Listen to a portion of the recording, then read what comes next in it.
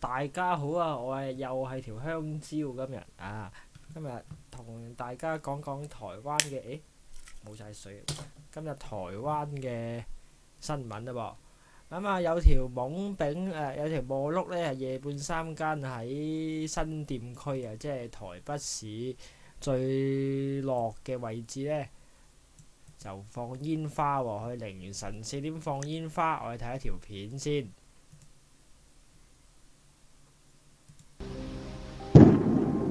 嘣嘣聲啊！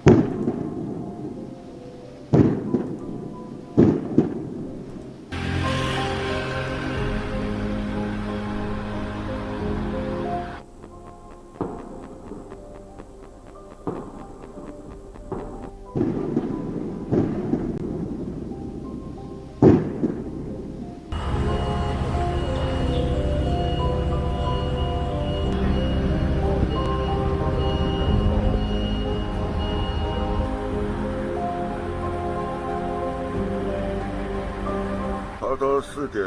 30多分，有听到声音，我就赶快鞭炮的声音，我就起床，赶快起床，我骑摩托车来看这到底是在哪个地方又在放炮的。来的时候就想已经放完了，没有看到人了。凌晨4点多，等于是把一些居民都把他吵醒了，很生气了。不过有时候的小孩子都被他惊吓了。我希望说警方能尽快把這個案子把它偵破。依單新聞呢，就係講有條友啊，因為呢較早前時分同人有呢個嘅交通糾紛啊，唔憤氣喎。咁呢就嬲爆爆呢，就夜半三更4點呢，喺呢個地方就搞呢個幻彩詠新店啊。咁咧就同大家上演呢個煙花匯演，凌晨4點，嘈到附近啲居民都醒晒啊！因為咁早嘅鬧鐘嘅4點幾嘅鬧鐘啊，做一個之後附近嘅居民報警咧，就知道原來呢個男人咧唔係第一次放煙花噶啦，已經咧好多次喺夜半三更趁啲阿 Sir 瞓晒覺嘅時候咧，就放煙花。而家阿 Sir 之後咧就會睇翻佢嘅行蹤啊，佢揸咩車嚟咧就會拉翻佢翻差館啦。呢單嘢犀利啊！呢單夜半三更放煙花咧，咁夜半三更放煙花唔係台灣嘅專利嚟嘅。夜半三更放煙花咧，我亦都試過嘅。咁嗰陣時喺天水圍喺屏山買到一盒16炮嘅煙花，我記得喺凌晨1點嘅時候，嗰陣時細路仔白煙見大家都瞓晒熄晒燈嘅時候，我就喺個露天劇場點咗一個16炮嘅煙花嗰陣時好細個講翻都面紅唔好學啊！夜半三更放煙花呢啲好缺德嘅行為嚟噶，我唔敢做第二次啦已經。我記得第2日全條村都有一張告示就話緝拿不法分子夜半放煙花。跟住我同我阿媽講，係咯，邊個咁衰呢？當然我阿媽唔知係我做啦，不過佢望咗我幾眼咯。因為我講嗰句嘢咧，就充分表現出係我放嘅意思，係咧唔知邊個做嘅咧。我同我啲朋友都一齊係咧，唔知邊個做嘅咧，跟住就之後冇一件事當然邊估到放煙花係一班10歲左右嘅小朋友噶，跟住就咁樣放煙花啦跟住全條村，我記得係全條村醒晒，跟住第2日咧啲人好似未瞓醒咁樣出門口咁樣千祈唔好做千祈唔好夜半三更放煙花我唔會同其他人講屏山有煙花賣呢樣嘢噶，千祈唔好去屏山問有冇煙花賣佢哋一定冇嘅。而家可以買炮仗咁樣呢一單新聞啊，就係、台灣特色新聞啊，夠無聊啊！咁啊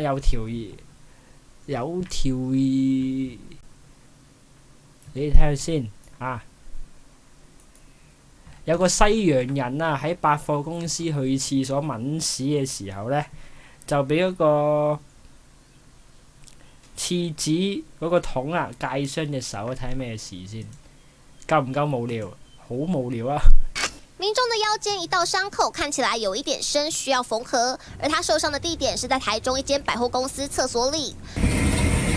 厕所内的卫生纸卷铁架就是罪魁祸首。母亲节，他们一家人去百货公司吃大餐。爸爸带女儿去上厕所时，为了要帮女儿绑裙子上面的缎带，蹲下身子要起身时，却撞上卫生纸卷铁架，背部遭割伤，缝了5针。是第一次发生这样的事情，也没有遇到过，不会去预想到会去这样割到，因为有亲子厕所啦，都会在亲子厕所里面。应该会比较常去亲子厕所那类的吧，毕竟有带小孩啊。对啊，空间比较大，相对于就比较方便啊。其他的家长表示，如果带小朋友去上厕所，一般都会去亲子厕所或是残障厕所，空间比较大，也比较不容易撞到。不过这一间百货公司选择的卷筒卫生纸架是不锈钢，跟其他的塑胶材质纸架比起来相对较硬。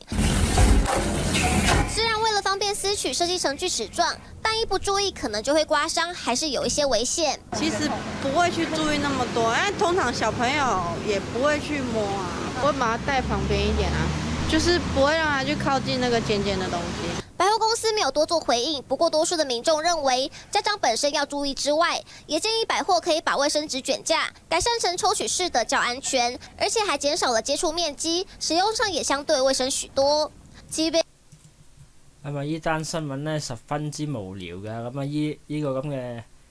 即係攞廁紙界雙手可以做到一條1分28秒嘅新聞咧，我覺得係新聞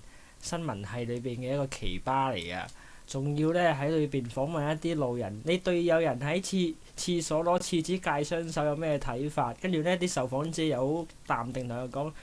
唔好揩到個邊咪得咯，大家一齊好無聊做一單新聞出嚟。台灣嘅新聞就係咁噶啦，咁啊每日就俾啲台灣新聞充斥住，咁啊搞到台灣人智商有少少高低有落差咁樣。我唔講咩字啦，話我哋高低有落差啫，我冇歧視嘅 OK。咁咧就係呢個佢話西人啊嘛，英國老爸嘛，呢個西人啊，去到即係同屋企人去呢個新光三越，咁咧個老豆帶個女去廁所，跟住就幫個妹妹綁裙帶，一起身咧就俾個咁嘅廁紙筒界傷佢個背脊啦即係踎低起身，跟住撞到個廁紙筒亂咗5針喎呢啲不如冚親台角又寫一單新聞之後，冚親台角寫一單新聞行路撲親又寫多單新聞咁樣咁仲要依單新聞最好笑，去問埋百貨公司有冇回應，即係點啊？每次行路撲親都問下百貨公司有冇回應咁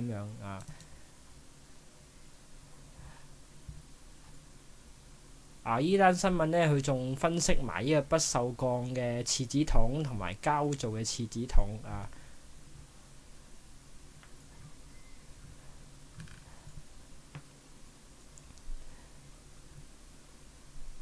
所以呢一單新聞係今日係唯一一單可以過到唔會黃標嘅新聞，所以我冇辦法啦，真係揀呢啲其他都係啲唔好嘅新聞，一講有黃標紅標嘅算啦嗰啲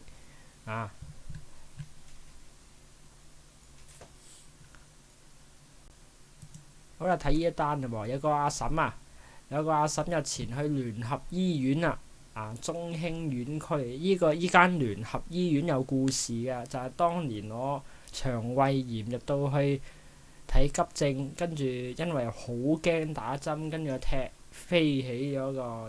護士，咁爭啲俾人告㗎，所以到而家都係未打針㗎，而家咧就有個靚妹有個阿姐確診咗之後咧，去到依間醫院出邊排隊攞藥。由於咧嗰個阿姐前面有個阿嬸咧排完又再排喎，咁啊兩條友鬧交啦，跟住咧有竟然啊佢阿剝開口罩喺度咳喎，咁啊你確診仲喺度咳啊，即係呢啲呢啲缺德嘅行為。但係其實呢個缺德嘅行為已經犯法啦，因為你公開播毒而家。睇下有冇片先，冇片喎。應該有片呢條，應該有睇過有片，睇下先啊。有片。医院急诊室外，2名女子吵了起来。反正你们就是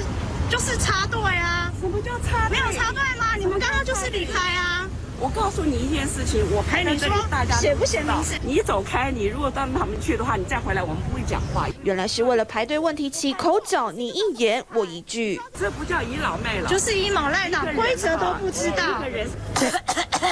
然后呢？就好了嘛，吵架不是很好看吗？吵到最激烈的阶段，对方干脆脱下口罩大咳3声，也让录影的民众吓傻眼，因为对方也确诊。对，他说：“你妈妈怎么把你教养成这样子？”我就是因为听到这句话，我觉得他好像不能这样人身攻击，我就拿起来开始就对他采取录影的动作。案件发生在4号中午12点多，台北市立联合医院的中心院区。当天当事人是确认染疫之后，到急诊室外排队领药，结果前方的妇人中途离开，没多久后又重新回到队伍，因此他上前劝说，没想到对方开始情绪激动，最后甚至脱口罩咳嗽。如果是好好跟我说，我应该不会录影，就这样算了。如果小孩子经过他拉下口罩对我咳嗽，那小孩子确诊怎么办？实际回到现场排队领药的地方就在室外，民众还是会路过，因此这样子拿下口罩也可能有传染风险。北市卫生局也回应，明知道自己染疫却故意拉下口罩，可能违反传染病防治法，可以处3年以下徒刑、拘役或是50万元罚金。联合医院中心院区也表示，未来會加強宣導。TVB 新聞就係咁啦，個阿嬸咧就對住個妹妹啊，唔知妹妹個姐姐咧就喺度咳喎，因為兩條友喺度鬧交好鬼缺德喎呢個行為。咁咧就係咯，因為由於咧個對方個阿嬸咧就話個阿姐即係個媽媽咧就話點解你點樣將你個仔教成咁樣啊？但明明條友咧就打尖嘅，個阿嬸係打尖刺到賣腦啊咁樣咧。點知咧刺到賣腦拗唔贏之後咧就掹開口罩喺度咳啊！如果呢條友喺面前一拳窩落去啦咁唔緊要嘅，窩落去呢啲係自我防衛啊，冇事嘅，應該係合法嘅或者用辣椒水幫佢消毒幫佢個人消毒而家就冇咩事，千萬不要去醫院排隊因為10成9都有人確診嗰度如果除非你買一啲防疫保險咧，發現咧就嚟到期啦，咁你最好去醫院行一趟咁樣，快啲得獎咁樣呢啲都唔太好嘅因為而家好多人確診咗之後咧，講嘢都冇氣冇力由我呢個咧，我咧就係呢個非常幸運嘅人嚟嘅，都係到過咗咁耐都未打針都未有事，大家嚟試 touch wood 木台嚟呢張最後咧就係兩條友就咁樣鬧交原來咧咁樣咧，台北市衛生局就話明知自己染疫咧，故意拉低口罩咧，就可能違反傳染病防治法可以坐3年㗎之後希望個阿嬸會得到應得嘅懲罰咯仲有呢個姐姐係用打直嘅 Facebook 直播，非常之有時代感。好啦，今日嘅新聞到呢一度啦，拜拜。